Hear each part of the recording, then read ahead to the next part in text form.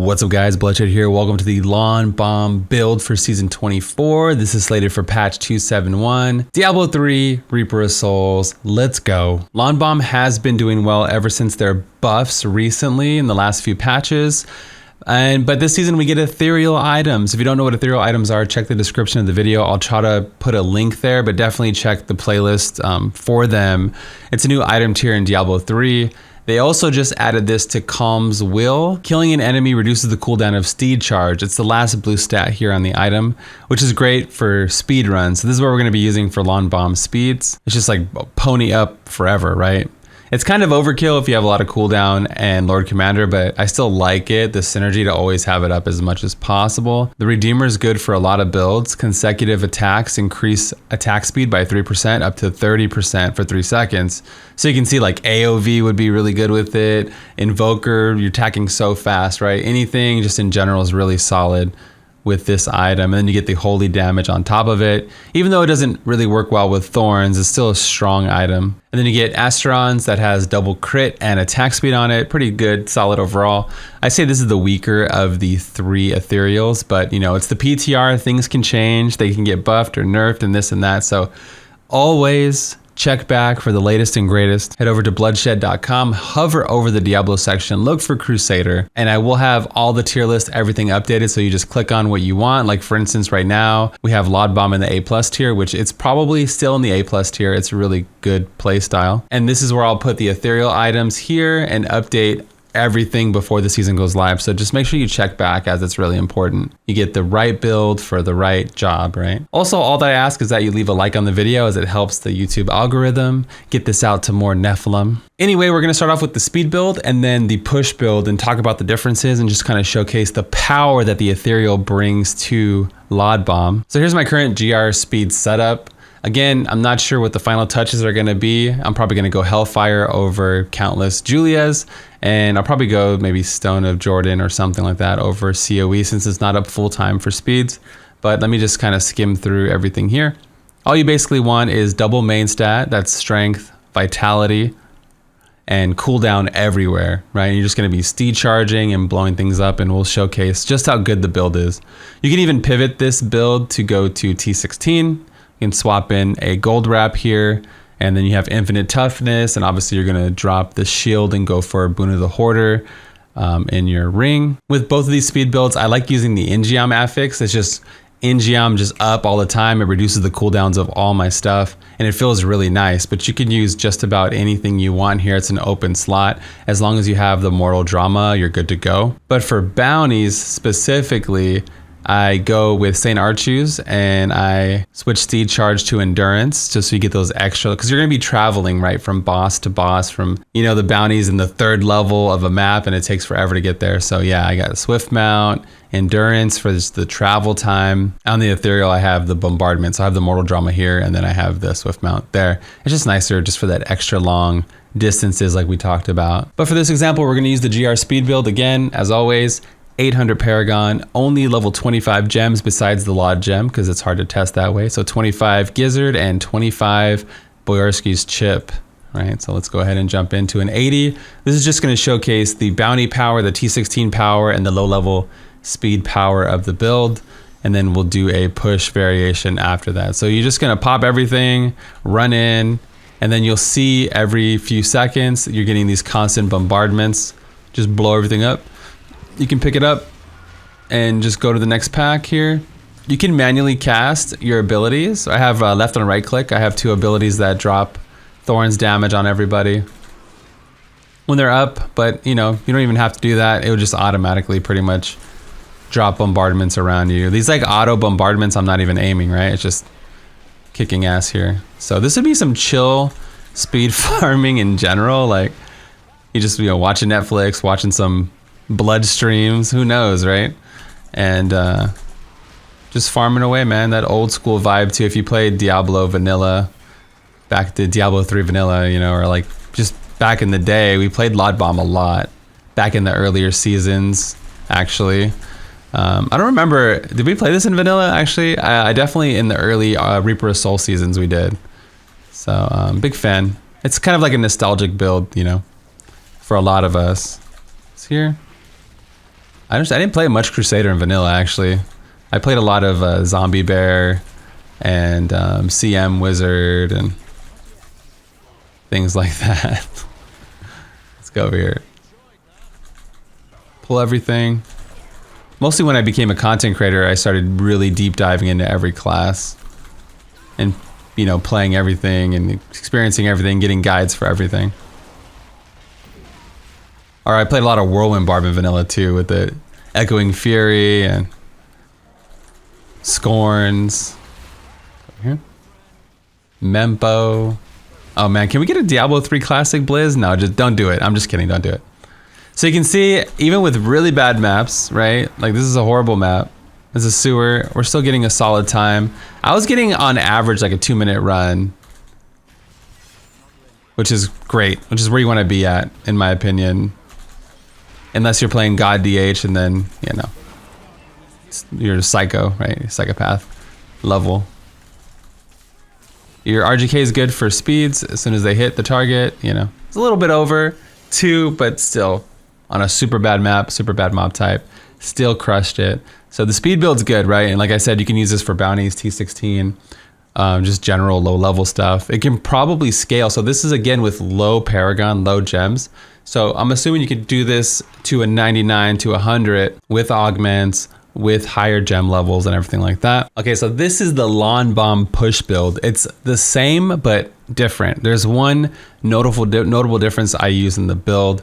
I use the attack speed by Blessed Hammer is increased by 100%. I use the Gabrielle's Van Braces. We use Hammerden. But Blood, why do you use all this in a LON Bomb build? Well, we use it to attack mobs with, to lower the cooldown with Obsidian Ring, to then have our main cooldowns up all the time. Like, so we can have Akarat's Champion up with Stone Gauntlets. Let me just kind of cruise through the build in case the website's down. You guys might catch most of it and kind of see everything here, right? Remember, double main stat and Thorns, Ancients on everything. That's like the baseline that you need, right? Double main stack, cooldown, and Thorns, actually. The cooldown's important. LON Bomb's up to a 142 on the PTR with only 2,200 Paragon, and some people have cleared some crazy stuff. Like this guy did a 134 with 1350. It's really strong. It's not S tier, but damn, if it's not in that A plus tier, you know, with a lot of potential in the build. And there's a lot of different combos. Different people were using different setups. I see like a furnace in here. I see someone using a Blood Brother for that extra block defense, maybe to get more cooldown that way. The Blood Brother and Akarat's Awakening, you know, to solve the cooldown problem. Some people using strong arms, some people not using strong arms, some people using Aquila and Heart of Iron, some people not. There's a lot of variations. Again, check the website for whatever I decide on. But currently, this is what I'm running with what I showed you. Let's go ahead and jump into like a 110 just as a demonstration. So right away, I just gonna pop my cooldowns because that's what I do. And I run in the middle and I'm gonna cast Bombardment in the pack and then start casting Blessed Hammer. And all these hammers, man, are lowering the cooldown of all my abilities, right? Just go over here, drag to the next pile. One thing too, this works great on the Rift Guardian because normally you can't stack Stricken with Hammer Boy, right? With LON Bomb, but now you can, right? This is kind of like how you play RGK also, and this is how I normally play LON Bomb. Stack, stack, stack, stack, stack. Don't want to stand in that. And you can see I'm not using the pants that give me damage when I'm moving because I hate having to move constantly. It gives me weird panic attacks. It doesn't give me that, but you know what I mean. I don't really like hexing pants too much, so I'm using Blackthorn, but you could use that, you know, for sure, for more optimal gameplay. Cast, cast, cast. Lower the cooldowns. Always stand in Oculus, like we always talk about. The bombardment should kill right here. And look at our progress already, right? I'm gonna grab Shield Pylon, get that elite, and just stand here, stack, stack, stack. And you're getting your bombardments up faster. Whoa, you're getting all your cooldowns up faster, and all your cooldowns apply Thorns damage, and that's where the main source of our damage is coming from. Remember, with Thorns builds, they can't crit, so there's no crit or crit damage needed on anything. So it's, even though you need ancient with LON, and even though you need to have thorns as a secondary, you don't really need that extra 2 stats. And that's where the main stat makes you chunky, the strength makes you chunky. That's where having cooldown, it's easier to get the cooldown breakpoints because you're not always looking for double crit, you know? It's almost like a different way to gear, which is interesting, right? Let's keep stacking here. I think there's an elite. Yeah, let's kill this elite and then stand right here. You could, and I'll probably update my Akan version of the build. So if you are like, Blood, I do not play enough Diablo to gear full ancients, bruh, you know? Then the Akan version might be for you because this is the same playstyle kind of. And again, I'll update the build before the season. The Khan version, the Khan Thorns, would be a Thorns build where you don't have to farm full ancients just because the nature of a set, right? The set doesn't have to be LON like the Legacy of Dream Gem does and the LON rings do. So I'll just kind of sit here for a little bit longer. Do a few more kills for you that I have you guys here, just so you get a nice gist of everything. And like I said in the other video, as you get more main stat, you just become tankier. Like with Leapquake, we talked about, you just get tankier. So it only gets better. And you can get life on hit. You're hitting so fast, getting life on hit. You can't get it on your weapon, I don't think, because it's the ethereal. Whoops. But getting it on like your bracers or your gloves might be a really good idea. Good option there. There's also a passive that you might get on your ethereal, or you might want to think about the passive that I think when you do holy damage, right? We're using physical, maybe you can switch it to holy and get some healing that way.